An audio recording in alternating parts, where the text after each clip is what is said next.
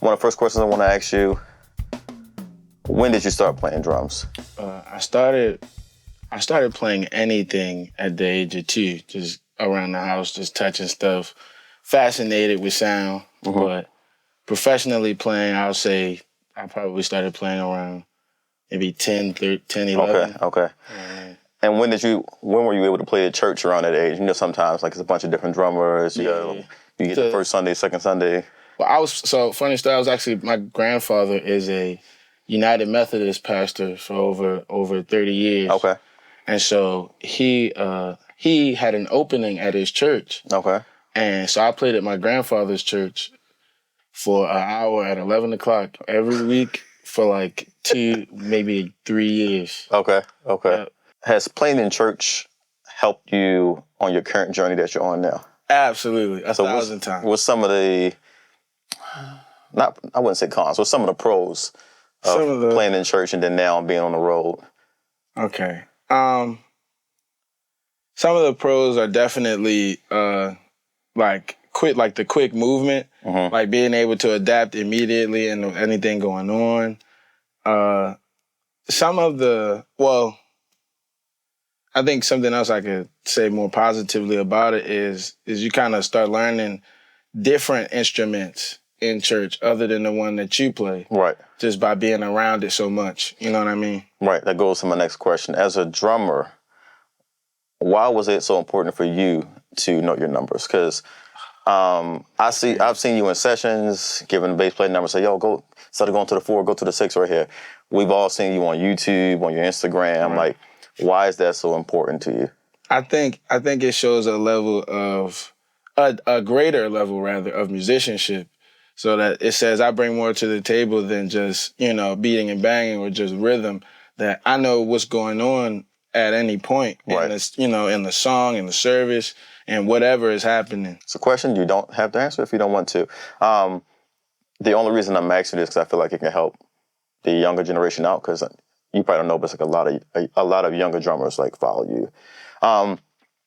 Your dad passed, and you had a gig that same day. I think it was for Kevin Terry. Yeah. I remember seeing people post that, like, I mean, death is already death. Like, you may lose your grandmother, but to lose your father and that same day, like, still play. Like, how are you able to do that? Of course, like, people, you have to pray, but, like, that mentally, like, somebody who, like, raised you, you know what I mean? Like, how are you able to do that? It definitely took me a second to get around my head. So the story of it really goes is that Kevin Terry, we were on the road to South Carolina. Okay. Going to I think we were celebrating Vincent Bohannon. They were doing something like that, and we were already halfway there, and I got that call, and it was like, okay, do I figure out what I need to do to get back and or do I do what I know more than likely rather he would have wanted me to do, which is, hey man, you got this gig. This is your passion. Please do this. Right. Like, please, Now, was your father a musician? Anything? Okay. He loved music, what I mean? Okay. But he wasn't a musician per se. I've heard these stories 1,000 different times, but I never heard it from you. How did you meet Elliott, and how has he impacted you from you guys working together at an earlier age up until now? So, I originally came up Baptist at First Mount Olive Freewood Baptist Church. Okay. Bishop Oscar Brown. Okay. And one day, my older brother Brian Thompson, I know you had he used to play. Yeah, it's crazy. Gotcha. He used to play drums at the church. Okay. And they had 3 services: a 7:30, a 9:45, and like a 11:30 or something like that.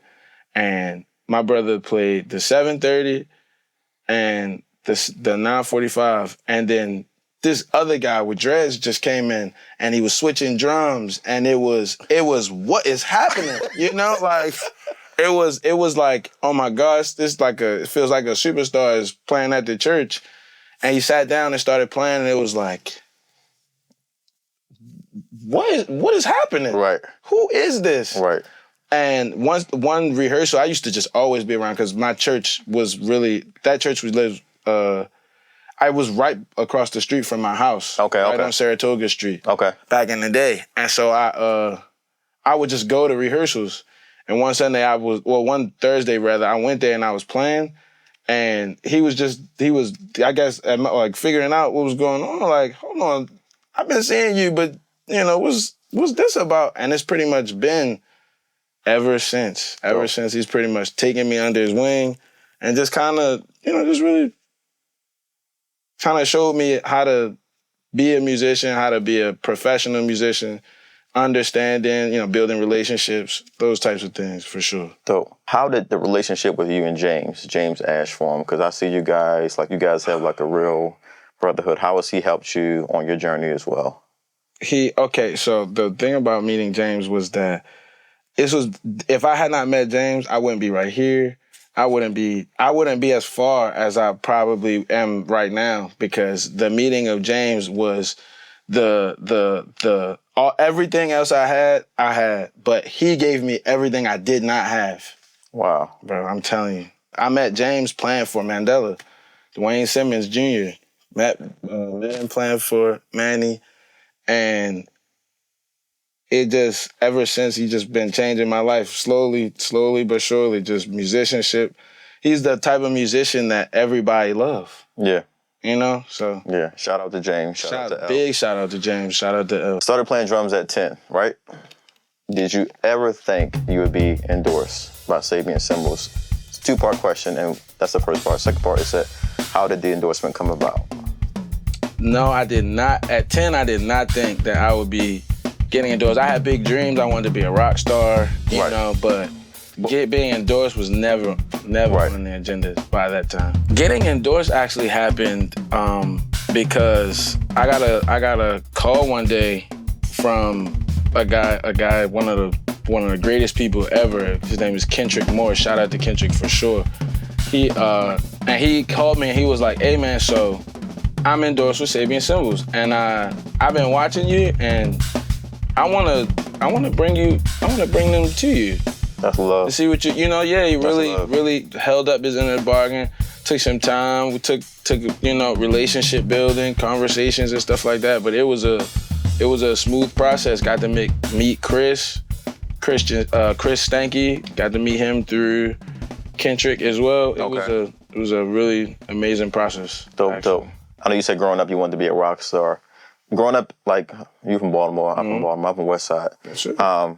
So did you ever think that you would have that kind of reach?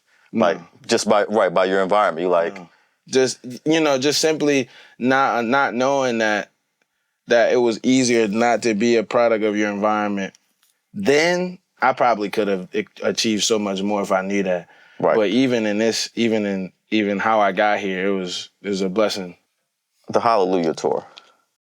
Tasha Cobb, Israel Houghton, Jonathan McReynolds, Erica Campbell, Jalen Carr. All those artists, of course they all gospel artists, but there's different styles of music. Mm-hmm. And a lot of times, I've heard a number of people say this about you. A good friend of mine, Will McMillan, he says Gabe is one of the most intelligent drummers ever.